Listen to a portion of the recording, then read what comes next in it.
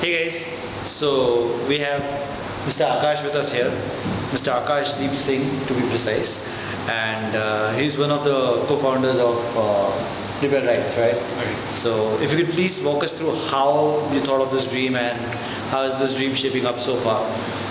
Not sure to call it as dream is too big a term, but simply it is purely a personal problem that we faced, that we wanted to ride slightly bigger, slightly high-end bikes, and it's I think anyone who's into riding, there comes a point that you feel the need to drive something more powerful. But we don't have the means or the resources. Most of the time, we are middle class, so most of the middle class kids here don't have the resources to kind of tap into that wish so easily. So we thought, why not do something which solves this problem while this is a personal problem, but we figured with our friends and colleagues also that this is something that a lot of people face. So we thought this might not be the wisest business decision, but at least this is something that where we clearly feel that there is a gap. So we started with one bike, and now as we saw there's good decent response to what we're doing, and people who take these bikes are specifically into that bracket where they wanted to experience luxury bikes, but they were not sure whether to take the plunge completely. So quite a lot of people take rides with us, and then they move on to purchase the luxury bike, but they get to test waters before buying the bike. And quite a few who want to just do it once or twice a month, but they don't want to take the complete plunge into this. So that's how that was the whole idea, and the way it's been going, this is how we had anticipated. Obviously there are a few unexpected uses, like for example, a lot of Harleys and big bike go replacement for a horse during weddings. So that is definitely something that we did not anticipate. Neither did we ever start something like this to fulfill that gap, but that is that's how business and generally how this works. So that's how it's been so far, and I'd say that not everything, there are more pains than we had anticipated. Maintenance and upkeep of the bike, sometimes the rider attitude, sometimes the rider capability. All of those things are something that we thought that there will be a problem with, but something more that we had discounted for sometimes. So like any business or like any passion, there are pains and there are moments of high.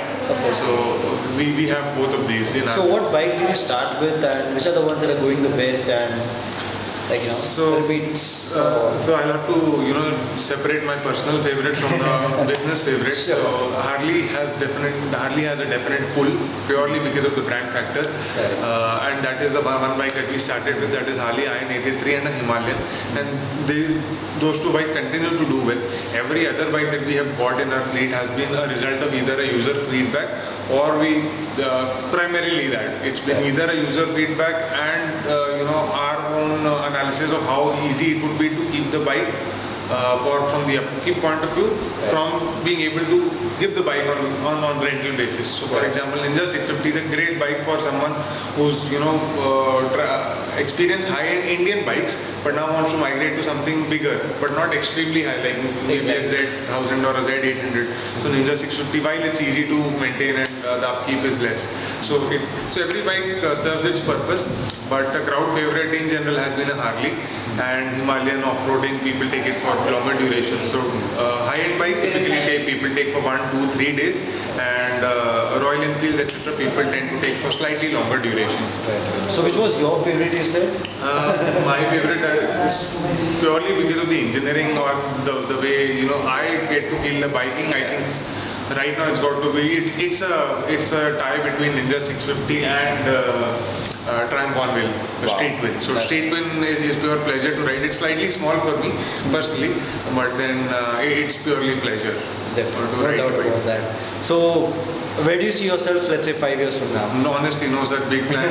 It's such a business that started out of passion. So if I start we start being too ambitious with what business targets we want to achieve, I think we'll let our passion dilute somewhere.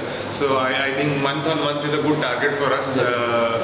How many customers we are able to, or how many riders we are able to get on board to experience biking, and that if we take care of that, I think everything else will be taken care of automatically. One thing that I've definitely learned from Mr. Akash is that he's really realistic And that's one thing I love about him, that he really is up there and out open, that and very approachable. I would say that as well. So it's really been a pleasure meeting him. The whole point of, I think, biking and riding is to, so that we can connect, and this gives us another reason to connect with biker, fellow biker community. So it's really been a pleasure talking to you. Likewise. Thanks a lot. Likewise. Thank you. Thanks. Yeah.